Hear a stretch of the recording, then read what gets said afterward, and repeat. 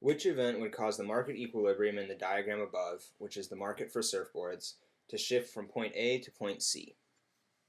So we are going from point A to point C, which is right here, and we can see that that is caused by a shift in supply from S to S2. So that's a decrease in supply. So we're going to go look through these answers and figure out which one will be a decrease in supply. So the technology used to make surfboards improves.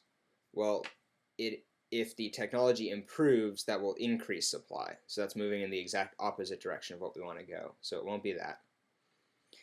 Then the cost of wetsuits, a complement, increases. So remember, if the cost of a complement increases, that decreases the demand for the good that we're talking about.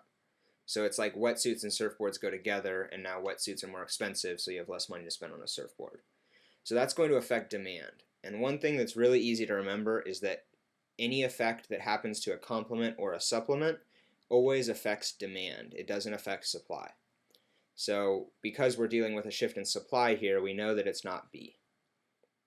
Next thing, the cost of inputs used to make boogie boards, a supplement, decreases.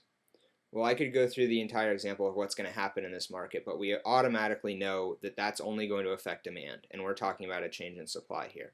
So we know that it's not C. And that only leaves D, and that is that the cost of inputs used to make surfboards increases. So if the cost of inputs increase, then that's going to lead to a decrease in supply, which is exactly what we have here. So our answer is D.